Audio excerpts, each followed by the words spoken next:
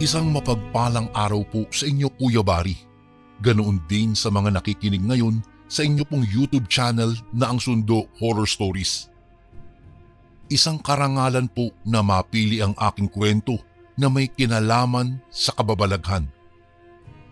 Nangyari po ito noong 1995 sa malayong barangay na matatagpuan po sa probinsya ng Mindoro. Siya nga po pala, itago nyo na lang po ako sa pangalang Anton at naririto na po ang nakakakilabot kong kasaysayan. Magbe-20 anyos po ako noon nang makilala ko ang babaeng nagpatibok ng puso ko. Si Luna na ayon sa kanyang pagpapakilala, nagmula pa raw sila sa Samar. Bagong salta talaga sila noon sa aming barangay kaya naman hindi ako nag-atubili na kilalanin siya at ipakita ang ganda ng aming lugar. Noong una po, Kuya Bari, napakamahiyain niya pong babae. Ni hindi siya masyadong kumikibo o kaya naman ay tumitingin sa akin. Madalas lang po ay nakayuko siya at nakasimangot. Bilang kilala noong pasaway at makulit na tao, ginawa ko ang lahat para mapasaya siya. Inalok ko siya at sinabing may natatago kaming gandang yaman dito sa lugar. Gusto mo bang puntahan natin? Naalala ko pang ang tanong sa kanya nang minsan siyang lumabas ng kanilang bahay. Nakita ko pang tumingin siya sa kasamahang tiyahin at saka tumango sa akin bilang pagsang-ayon. Matapos, kinuha ko ang kanyang palad at masaya siyang dinala sa tinatawag namin noong tinagong buhanginan, kung saan literal na nakatago ito, Kuya Bari. Mararating lamang ito sa pamamagitan po ng pag-akyat sa may kataasang bukid. Lalakad ng kaunti at pagbaba sa tila bangin, mararating mo na ang nakatagong baybayin na may napakaputing buhanginan. Iilan lamang po ang nakakaalam ng lugar na ito at iilan lamang din ang nakakapunta dahil bukod sa nakatago ay talaga pong delikado dahil nga madulas ang pagbaba po doon. Habang paakyat ng bukid, napatingin ako kay Luna dahil tila natatakot siya ng mga sandaling iyon. Sinabi ko na lamang na walang masama ang mangyayari sa kanya kapag ako ang kasama niya. Hindi ko naman hahayaan na masugatan o masaktan siya. Doon, Kuya Bari, sa unang pagkakataon ay nakita kong ngumiti siya. Muli niyang kinuha ang palad ko at sabay naming binaybay ang bukid pababa sa tinagong buhanginan. Pagdating po namin doon, nakita ko ang galak sa kanyang mga mata at ang lungkot ay tila nawala sa kanyang mukha. Inakbayan ko siya at tinanong kung ano ang masasabi niya sa lugar na ito. Napakaganda raw nito ayon sa kanya, na sana ganito na lang daw ang buhay, na sana ganito na lang ang mga bagay na nakatago. Hindi dilim, hindi sama, kung hindi maganda at mabuti. Yan ang mga naalala kong mga salitang binitawan niya. Napakunot pa ang noo ko sa mga sinabi niya. Akala ko ganoon lang siya manalita. Matalinghaga o kaya naman ay parang sinauna. Nagbago lamang nang unti-unti ko na siyang makilala. Bali po, Kuya Bari, sa tinagong buhanginan ay mayroong malapad na bato roon. Doon ako naglalatag ng sako at karton para maupuan o mahigaan. Pwede rin naman sa buhanginan pero kapag high tide kasi, mababasa ka sa mga mahihinang hampas ng alon. Noong araw na iyon, nakakwentuhan ko si Luna. At sa unang pagkakataon din, nalaman ko ang ilang parte ng buhay niya. Ayon sa kanya, umalis daw sila sa Samar dahil sa isang gulo na muntik nang ikamatay ng buong pamilya niya. Hindi niya masabi ng diretsyo kung anong klaseng gulo iyon dahil naiiyak siya habang nagkukwento. Ang malinaw lamang sa naging kwento niya, lumuwas ang tiyahin niyang si Manang Pasita at isinama siya papunta rito sa Mindoro. May kakilala kasi ang tiyahin niya rito, kaya dito muna sila tumuloy at pansamantala lang daw ito. Tinanong ko naman siya ng mayroong lungkot kung aalis din ba siya balang araw. Wala siyang naging tugon sa aking tanong, Kuya Bari. Isa lang ang ibig sabihin noon, mukhang aalis din sila rito. Baka bukas o sa mga susunod na araw. Kaya naman, hindi na po ako nag-atubili pa na gumawa ng mga bagay para lamang mapanatili siya sa lugar namin. Kinuha ko noon ang dalawang kamay niya at sinabi ang nararamdaman ko. Nahiya pa nga siya noong una, pero nang idinampi ko na ang mga labi ko, nakita kong gumanti siya. Hudyat na gusto niya rin ako. Noong araw ngang iyon, mayroong nangyari sa amin. Magdidilim na nang makabalik kami sa aming pinakabarangay. Nakita kong nakaabang na rin noon sa labas ng pintuan ang tiyahin niyang si Manang Pasita. Masama ang tingin nito sa akin at pagkalapit, diretso nitong tinanong kung saan kami galing at kung saan ko daw dinala ang pamangkin niyang si Luna. Kuya Bari, mababakas talaga sa boses ng matanda ang galit at pagkaseryoso. Pero po, dahil natatakot akong malaman niya ang magiging tagpuan namin ni Luna, ay nagsinungaling po ako. Sinabi ko na lamang na nag-ikot-ikot lamang kami sa kabilang baryo at bayan. Ngunit nagulat ako sa mga sinabi niya. Kitang-kita raw sa mukha ko ang pagsisinungaling. Ayaw na raw niya akong makitang kasakasama pa ang pamangkin niya. Hindi ko raw alam ang pinapasok ko. Binalaan pa nga ako nito na layuan si Luna dahil wala raw akong ideya sa ginagawa ko, kaya naman ng mga sandaling iyon ay takang-taka ako. Ipinagtanggol ako ni Luna. Sinabi nito na wag naman daw akong pagsalitaan ng masama. Mabait daw ako, hindi gaya ng iniisip niya. Ngunit mabilis na tumugon ang tiyahin nito. Lahat daw ng tao ay sa una lang daw mabait. Minsan na raw siyang naloko at hinding-hindi na mauulit iyon. Sabi ng matanda, at nang makapasok ng bahay ay malakas nitong isinarado ang pintuan. Naiwan naman ako sa labas na nagtataka at napapaisip sa mga naging usapan nila. Napakaraming tanong ko noon kung tungkol saan ang mga sinasabi nila. Sino nga ba sila o kung ano ang mayroon sa kanila? Ay, Kuya Bari, noong mga panahong yun, alam kong mahal na mahal ko si Luna. Kaya hindi ko hahayaan na pigilan kami ng tiyahin niya o ng nakaraan nila na hindi ko maintindihan nung una. Dumaan ang mga araw. Halos 1 linggo kong hindi nakita o nasilayan man lang si Luna. Kaya naman nung sumunod na araw, pasimple akong sumilip sa bahay nila. Sa may maliit na butas, nakita kong nakaupo sa kusina si Luna, habang nasa likuran naman nito ang tiyahin niyang si Pasita. May hawak na langis ang matanda at nakita kong ipinapahid niya iyon sa tiyan ni Luna. Narinig ko pa nga ang mga tinura nito. Nararamdaman daw nitong may bata sa sinapupunan ni Luna. Tinanong pa niya ang pamangkin kung may nangyari ba sa amin. Napangiti ako nang sabihin ni Luna ang totoo na mayroon nang naganap sa amin. Ngunit napalitan po iyon ng pagkagulat nang sumigaw ang tiyahin nito. Isang malaking pagkakamali daw ang ginawa ni Luna. Hindi niya alam kung gaano siya pinoprotektahan nito pagkatapos ay nagpapagamit lamang sa isang tao. Hindi raw siya maaaring magkaanak sa taong katulad ko. Papatayin niya raw ang nabubuong bata sa tiyan nito. Dahil doon, Kuya Bari, napalunok ako ng laway sa takot at kaba. Sa isip-isip ko ng mga sandaling iyon, kailangan kong makausap kaagad si Luna at mapigilan ang pinaplano ng tiyahin niya.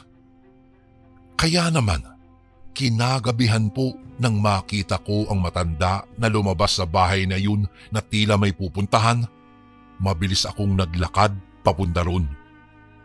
Pagdating po sa harapan, mabilis akong pumasok at hinanap kaagad si Luna.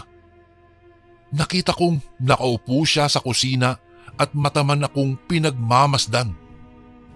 Tinanong pa nito kung ano ang ginagawa ko roon, pero hindi na ako sumagot pa, Kuya Bari.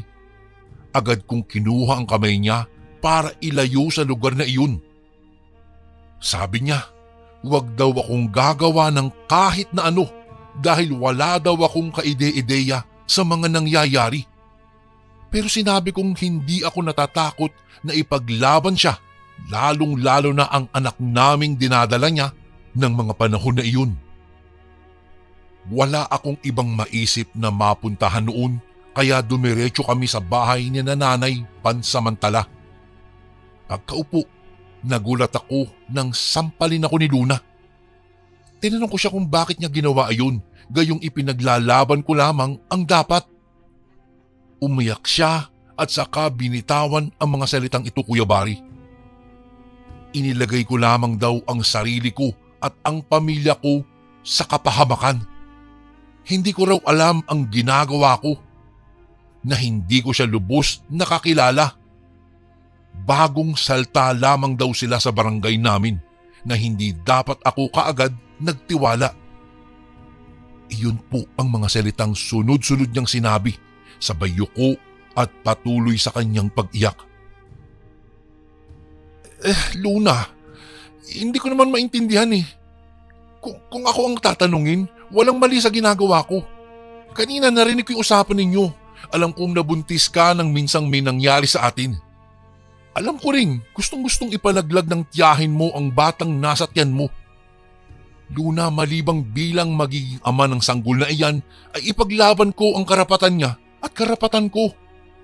Luna naman, mahal na mahal kita. Niyakap ko siya ng mahigpit pero ramdam ko pa rin sa kanya na tila sinasabing maling-mali ang desisyon na pinili ko, Kuya Bari. Naunawaan ko na lamang ang lahat noong sumapit ang hating gabi. Habang natutulog, naalipungatan ako nang makarinig ng mga yapak sa paligid. Tila may taong nag-iikot o nagmamanman sa paligid ng bahay namin.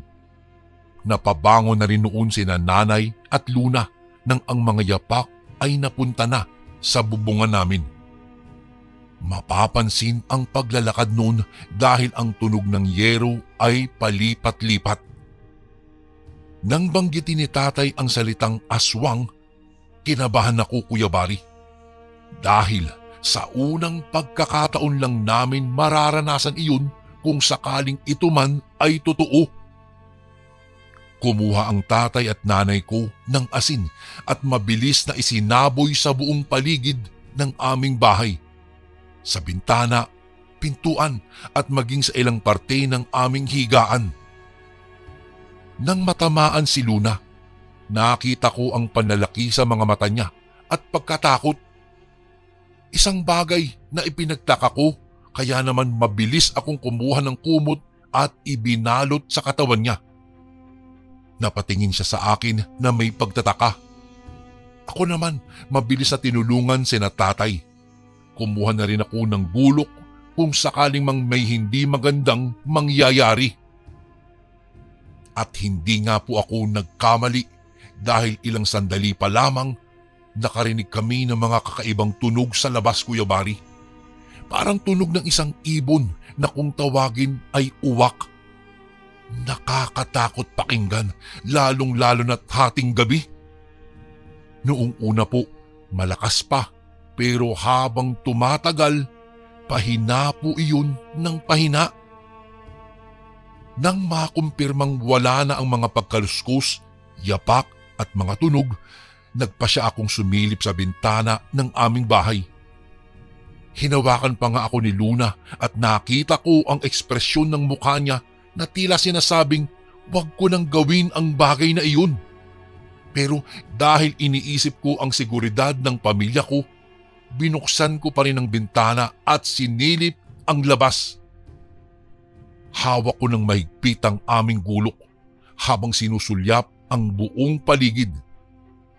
Ilang sandali lang, nagulat ako nang may maiitim na mga kamay ang biglang sumakal sa liig ko. Sa pagkabigla, hindi ako nakagawa kaagad ng kahit anong kilos at mabilis akong hinatak ng mga kamay na iyon. Nabitawan ko ang gulok at pinilit na alisin ang pagkakasakal ng mga kamay na iyon. Kuya Barry, akala ko ay katapusan ko na dahil nararamdaman ko ang pagbao ng mga kuko ng mga kamay na iyon sa aking liig. Noong tignan ko kung kanino ito nagmumula, nakita ko ang mabalahibong nilalang. Nakaramdam ako ng takot nang mapagmasdan din ang pulang-pula nitong mga mata. Hindi ko maipaliwanag pero halos maihina ako sa pantalon dahil sa wangis nito. Itinakbo ako nito habang sakal-sakal pa rin.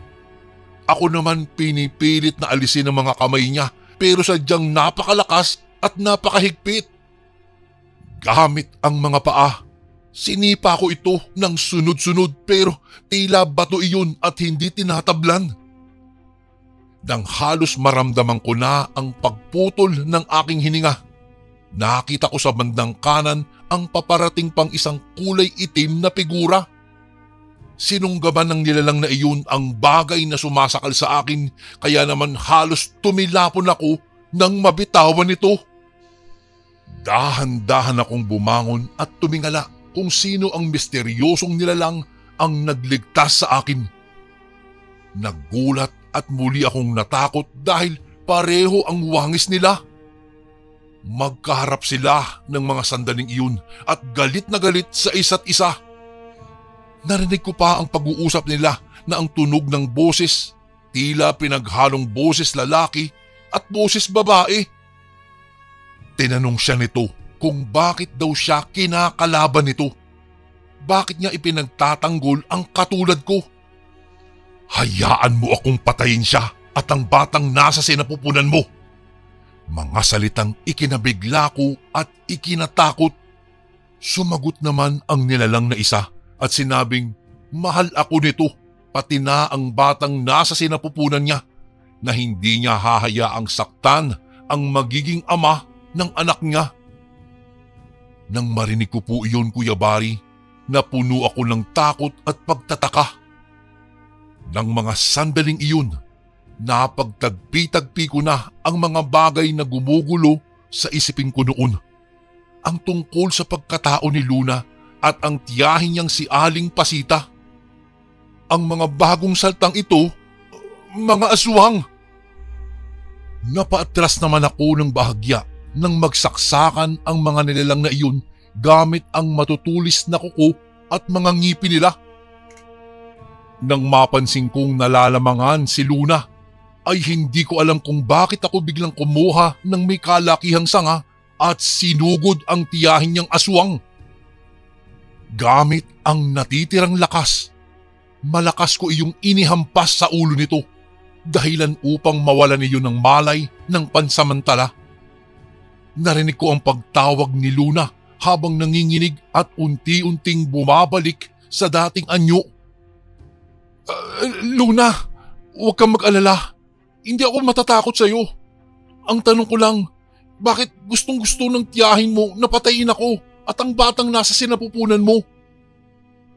Ang naging tugon lamang niya dahil iyon daw ang kanilang kultura at tradisyon. Sa lahi daw nila, walang sino man ang maaaring makapag-asawa ng may dugong bughaw dahil kasumpa-sumpa daw ito. Isang bagay na labis na ipinagbabawal dahil ang batang may dugong aswang at dugong tao ay nakakatakot palakihin. Ang anak namin kung sakasakali ay hindi tatablan ng mga pangontrang gawa ng tao na maaaring pabor sa kanila o kaya naman ay ikauubos ng lahi nila. Mahirap ipaliwanag pero iyon daw ang katotohanan. At ako, gaya ng mga nauna, pinapatay dahil alam ko na ang lihim nila. Kaya daw bago raw sumikat ang haring araw, maaari ko na raw siyang paslangin at ang tiyahin nito. Nang banggitin iyon ni Luna, Kuya Bari, natahimik ako. Hindi ko alam kung maniniwala ba ako o hindi. Susundin ko ba siya o hindi, pero isang bagay ang nanaig po sa akin. Mahal ko ang babaeng ito maging sino man siya, lalong-lalo na ang batang sinasabi niyang may madilim na hinaharap. Wala akong papatayin. Papatunayan natin sa tiyahin mo at sa iba pang mga lahi nyo na mali ang kinalakihan nyong kultura o tradisyon. Mahal na mahal kita, Luna, at gagawin ko ang lahat para sa magiging pamilya natin. Halika, lumayo na tayo sa lugar namin. Hinila ko ang kamay niya, Kuya Bari, at kahit nag-aalangan siya, hindi ako pumayag na maiwan siya roon kasama ang tiyahin nitong aswang. Sa takot na baka madamay pa si nanay at tatay, hindi na kami bumalik roon at nagpasya akong dalhin si Luna sa lugar na hindi masyadong pinupuntahan ng mga tao. Ang nakatagong paraiso kung saan may nangyari sa amin ng pinakamamahal ko, ang tinagong buhanginan. Pagdating namin doon, sandali ko siyang iniwan upang kumuha ng mga gamit at makakain. Pagbalik sa bahay, nagpaalam na rin ako kina nanay at tatay at sinabing poproteksyonan ko muna si Luna hanggang sa maipanganak nito ang batang nasa sinapupunan niya. Siguro iisipin ng iba, Kuya Bari, na mali ang desisyon kong sa tinagong buhanginan kami pansamantalang titira. Pero sa totoo po niyan ay naging ligtas kami hanggang sa makapanganak nga si Luna. Tama po, higit 9 na buwan kaming naroroon at nakapagtayo ako ng pansamantalang tahanan. Nagkaroon ng sariling bangka na ginamit ko bilang hanap buhay. Habang tumatagal, sumaya naman ang aming pagsasama. Naging taguman sa lahat. Ang mahalaga ay ligtas ang aking mag-ina. Ayon kina tatay, nung balikan ko sila, ay hindi na raw nakita pa si Aling Pasita at tila umalis na ito sa aming barangay. Pero hindi po ako naging kampante kaya nanatili kami sa paninirahan sa tinagong buhanginan ng ilan pang buwan. Ipinanganak ang sanggol sa pamamagitan po ni nanay na may alam sa ganitong bagay. Hindi na rin sila sa bukid dumadaan para makarating doon kung hindi sa dagat upang hindi mapansin ng mga tao ang madalas nilang pagpunta po sa amin. Noong mga unang linggo po matapos ipanganak si Esteban na siyang naging anak namin, maayos naman po ang lahat at masaya. Nagpatuloy kami sa buhay at mga gawain sa pang-araw-araw. Pero Kuya Bari, may mga napapansin na po ako lalong-lalo na kapag kahating gabi at maliwanag ang buwan. Si Luna kasi at ang anak namin, naaabutan ko silang tulala at nakatitig sa buwan habang nakaupo sa isang malapad na bato. Walang boses, tinig o kahit anong salita. Nakatitig lamang sila roon na tila kinakausap ang buwan sa pamamagitan po ng isip. Sa tuwing tatawagin ko si Luna, tumitingin naman ito pero pulang-pula ang mga mata niya. Nasanay na lang po ako na ganoon pero sa isip ko, pakiramdam ko ay may hindi magandang mangyayari.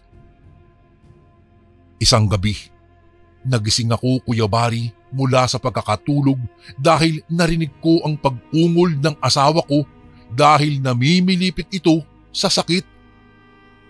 Noong pinagmasdan ko siya, nakita kong nakalapat ang parehong mga kamay niya sa tiyan. Isa lang ang katagang paulit-ulit niyang sinasabi. Nagugutom daw siya at gusto niyang kumain ng bagay na ikinabigla ko. Laman at dugo raw ng tao. Sa takot, mabilis kong kinuha ang anak kong mahimbing pa rin ang tulog. Hindi ko alam, pero parang hindi ang mahal kong si Luna ang nasa harap ko ngayon. Maya-maya'y bumangon siya at tumingin ng masama sa akin. Ilang sandali, ibinaling niya ang tingin sa anak namin na mas lalo kong niyakap ng mahigpit. Luna, kilala mo kung sino ka. Luna, ako ito at ang anak mo.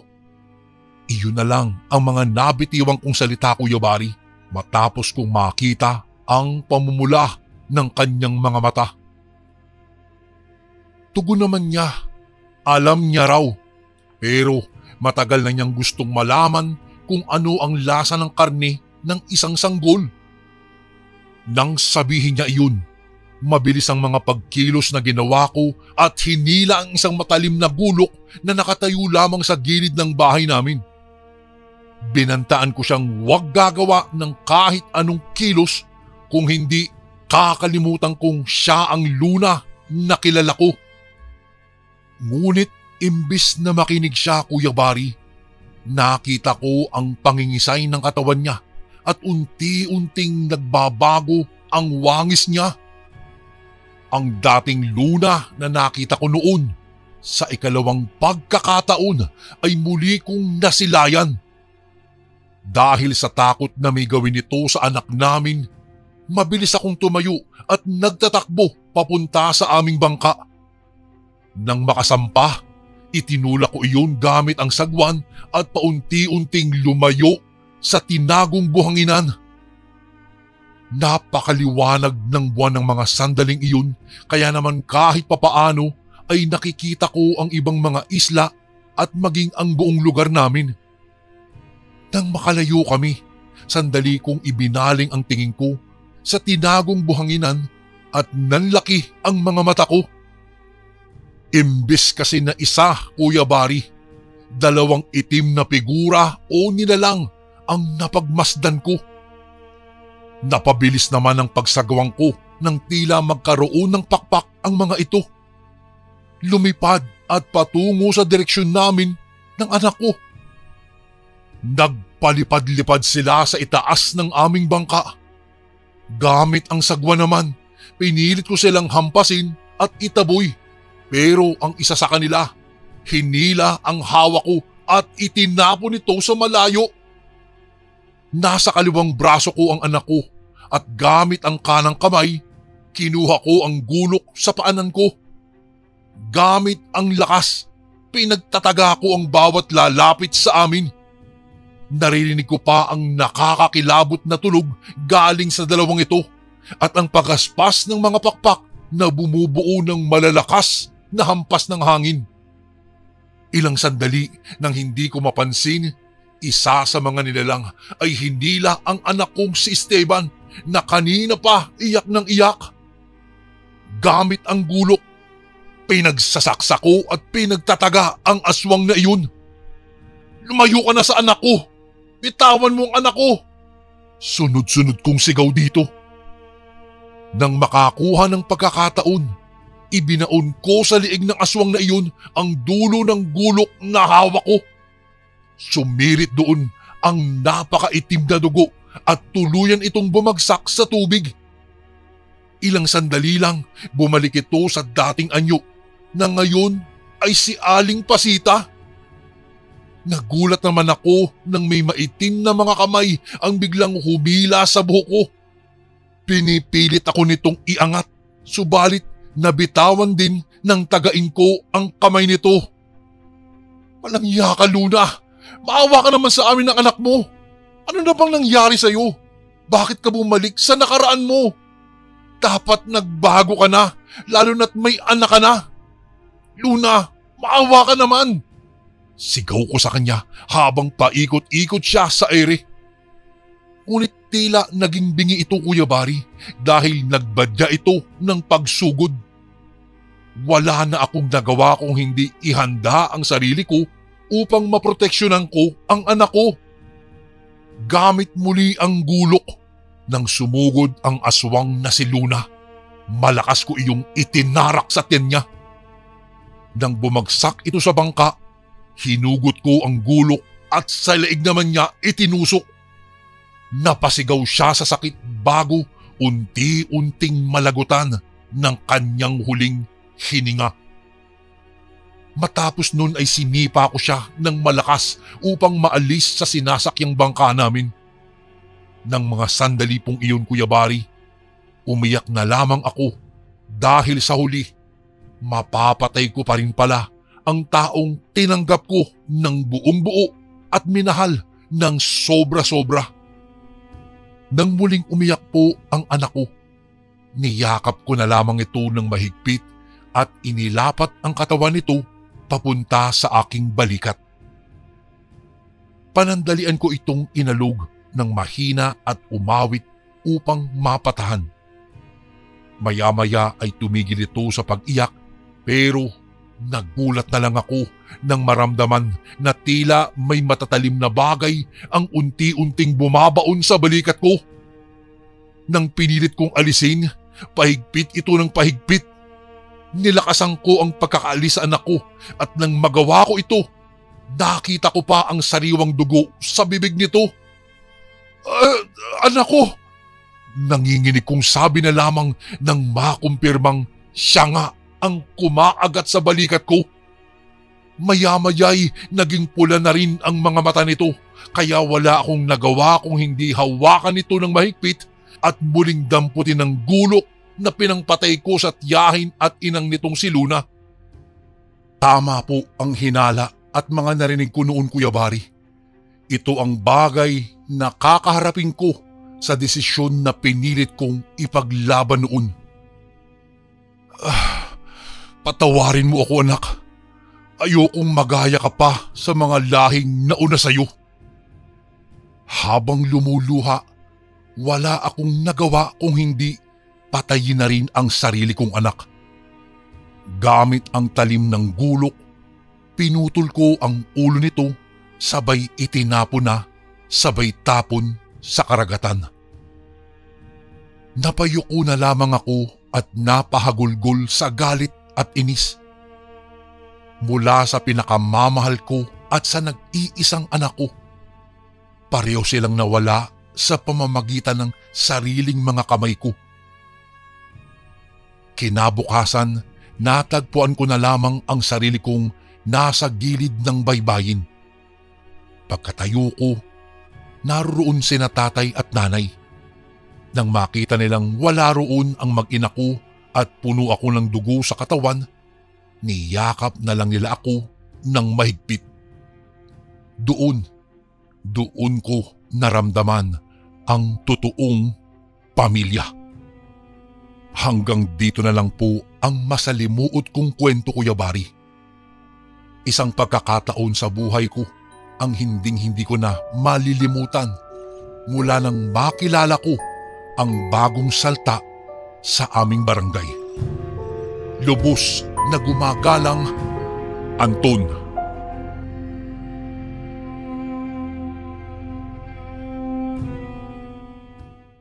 Isang magandang araw po sa inyo, Kuya Bari. Itago mo na lang po ako sa pangalang Rima. Mahilig kami ng aking mga kaibigan sa adventure. Sa totoo lang po, simula nang magkakilala na kami ay palagi lang kaming magkakasama. Halos hindi kami naghihiwalay para lang makapamasyal sa kahit saang sulok ng mundo. Nagkasundo kaming magpunta sa isang isla malapit sa Negros.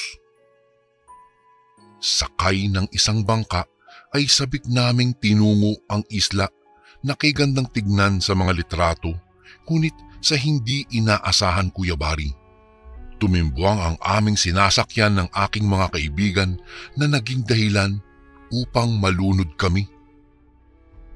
Kung kailan malapit na kami sa dalampasigan ay saka pa kami na disgrasya.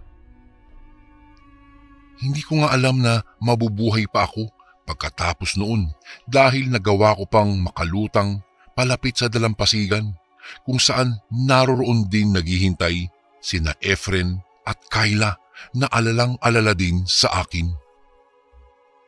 Noong makita nila akong naglalakad sa dalampasigan ay nag-iiyakan kaming nagyakapan bilang pasasalamat at nakaligtas kami. Hindi namin alam, Kuya Bari, kung ano ang nangyari at tumimbuwang na lang basta-basta ang aming sinasakyang bangka. Wala namang malakas na alon o hangin na mangyari iyon. Gayunpaman, nakaramdam ako ng kaginhawaan nang mapagtanto kong buhay po ako. Nawawala ang lahat naming kagamitan, kagaya ng wallet, kamera, kaya sigurado akong pahihirapan na kami sa paghahanap ng tulong na imposible nga namang matagpuan namin sa isla na ito. Ayon kay Kayla, mabuti na lang daw at naisip nilang hintayin ako. Ang buong akala nila ay nawawala na talaga ako o di kaya ay nauna na sa paghahanap ng tulong. Kung kaya't labis ang tuwa naming tatlo dahil walang nangyari sa aming masama. Napatawa tuloy ako sa inakto ng aking mga kasama. Pareho kaming basa sa tubig dagat. May bahid ng buhangin sa katawan at nanginginig sa lamig. Alam ko matinding trauma ang aming napagdaanan, ngunit umaasa ako na hindi na mangyayari ang nakakatakot na bagay na iyon sa amin. Hindi ko alam na simula pa lang pala iyon ng lagim na hindi ko inaakalang mangyayari po sa amin. Ang lugar na aming napuntahan pala ay napakaraming lihim na tinatago. Mga lagim na nakatakdang mangyari at higit sa lahat, pagmumula ng takot ng lahat ng taong mapapadpad dito. Masyado na pong maselan, Kuya Bari, kung idedetalye pa namin ang lahat ng nakadidiring bagay na aming natagpuan sa lugar na iyon. Kaya kung hindi niyo po mamasamain, ay nais kong bawasan na lamang ang mga brutal na parte dahil alam kong hindi nanaisin ng kahit na sino ang tumatak sa isipan ang kung anumang pangyayari na aming nakita. Lumingon-lingon kami sa paligid. Pareho naming hindi alam kung papaano nga ba kami makakaalis sa lugar na ito.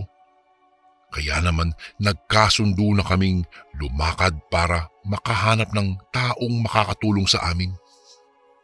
Naisip ko kasi, dahil may mga halaman sa isla na alam kong makakain ng tao, sigurado ding may mga taong nakatira dito na nagkataon lang na hindi napagawi sa lugar na ito. Sa kalagitnaan ng aming paglalakad, may napansin kaming mga kagamitan sa daan. Mga damit na nagkalat, isang bag at isang kaliwang pares ng sapatos na panlalaki. Nagkatinginan kaming tatlo. Hindi ako naniniwala sa mga aswang, pero mahilig akong manood ng mga nakakatakot na pelikula. Ang mga ganitong senaryo ay nakita ko na sa telebisyon at alam ko na kung ano ang mangyayari sa mga bida, lalo na kapag nagpatuloy sila sa paglalakad. Ngunit umaasa naman kami na walang masamang tao sa lugar na ito. Sinubukang tingnan ni Efren ang laman ng bag na iyon. Nagulat siyang mayroong buntot ng pagi sa loob noon. Mga kalamansi at isang botelya ng langis. May sibat din sa di kalayuan kung saan nagimbal kami nang makitang may tuyong dugo sa dulo noon.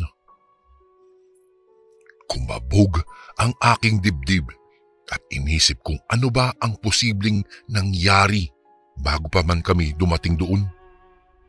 Hindi naman po ako inosente sa mga ganitong tagpo, kaya sinabi ko sa kanila na kuhain natin ang mga bagay na nakita namin sa daan dahil gagamitin namin iyon bilang pangontra at panlaban sa kung sino man ang may balak na masama sa amin.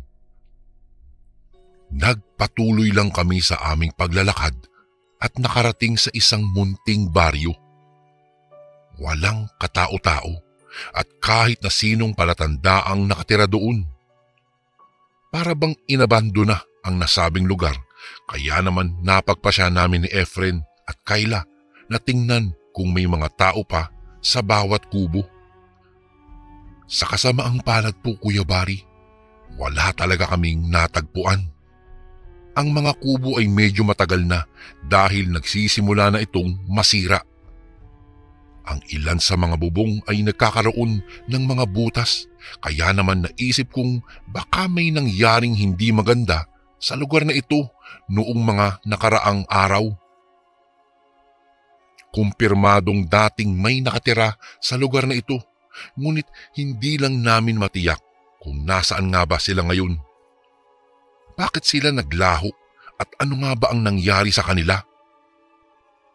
Nag-usap kami ng aking mga kaibigan at nagkasundong manatili muna sa lugar na iyon noong gabing iyon.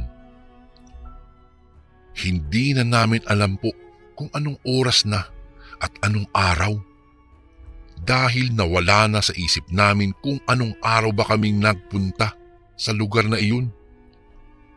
Noong bumiyahe kami at nadisgrasya ay nawalan ako ng malay, kaya hindi ko na napansin kung ilang araw na nga ba ang nakaraan hanggang sa magising ako.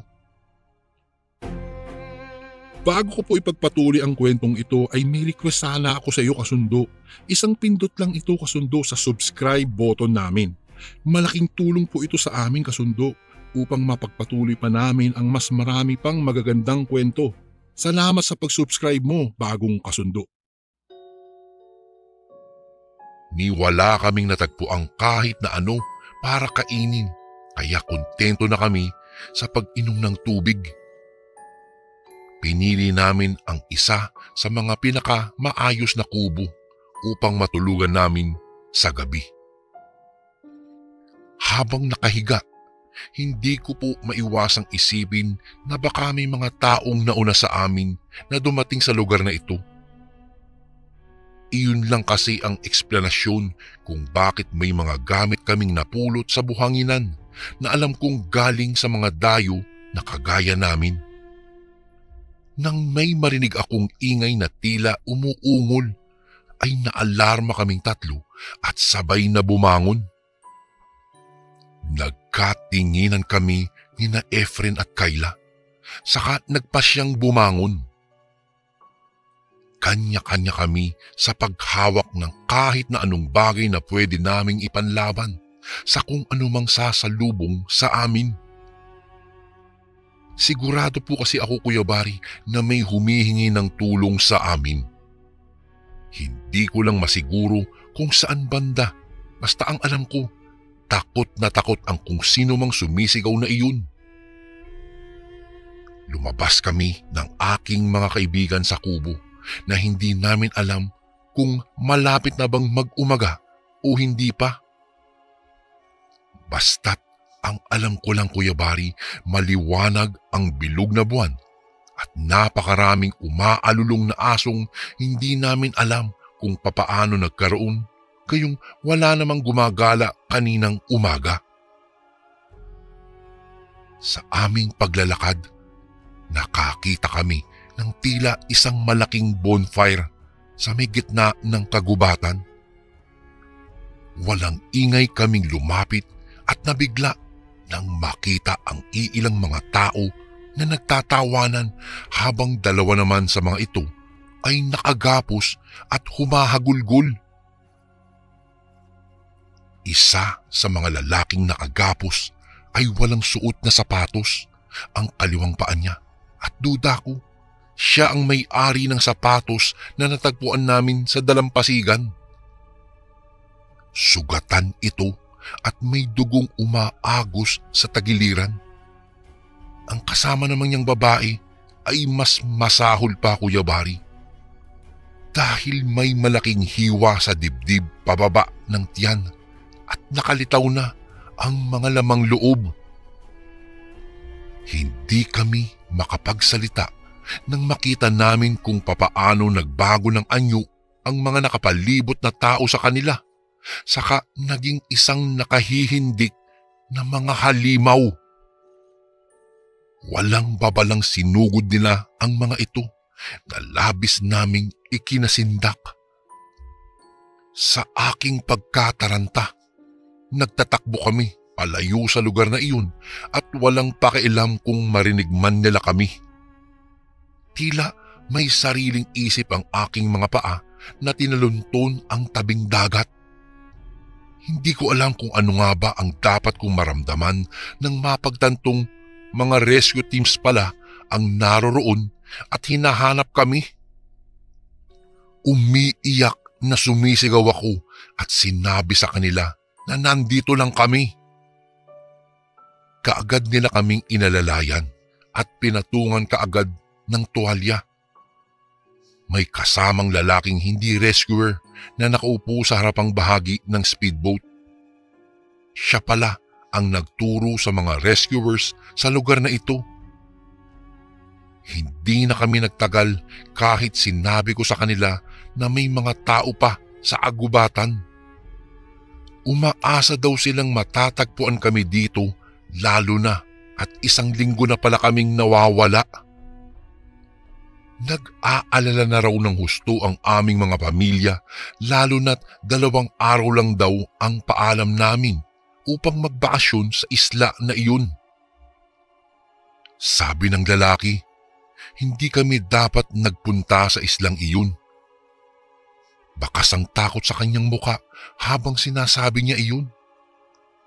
Masyadong delikado lalo na't hindi raw namin alam kung ano ang nakatira doon.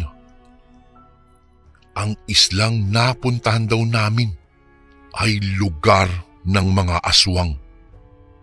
Hindi lang ito naisa publiko dahil siguradong maraming reporters at mga media ang magkukumahig bumiyahe para lang makita ang lugar na iyon.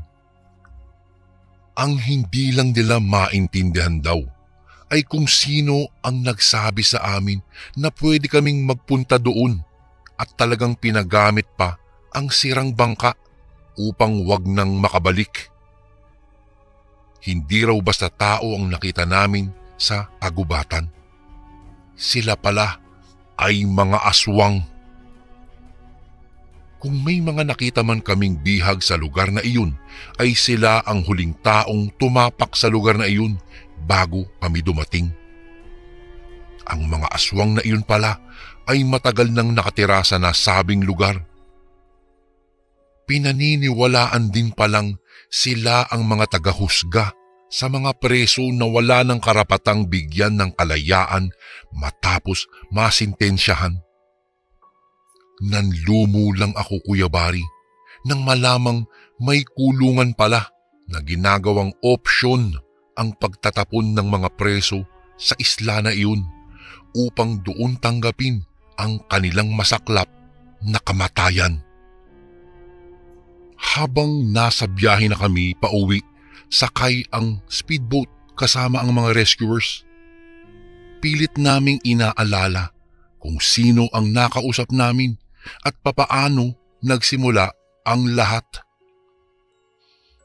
Naalala kong may isang babae palang nag-abot sa akin ng flyer tungkol sa isla na iyon.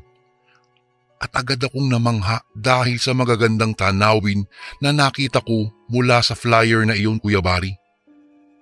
Nakasaad din kasi doon na halos wala pa daw nakakapunta sa islang iyon. Ika nga ay Virgin Island, kung kaya't mas lalo akong ginanahan. At ang mas nagpaakit pa sa akin, Kuya Bari, ay ang napakamurang presyong babayaran namin. At may libre pang isang tao na pwede daw naming isama. Kaya nga nasabi ko na perfect vacation para sa aming magkakaibigan iyon. Umiiyak kami habang lulan ng speedboat at bumiyahe kami ng halos 2 oras po siguro bago kami nakarating sa bayan. Pagkadating namin po doon ay agad naming itinuro kung saan kami nakarenta ng bangka na sinakyan namin. Ngunit pagdating namin po doon ay takang-taka kami dahil hindi namin matuntun ang pwesto nila. Kung kaya't mas lalo kaming nanlumo noong mga oras na iyon.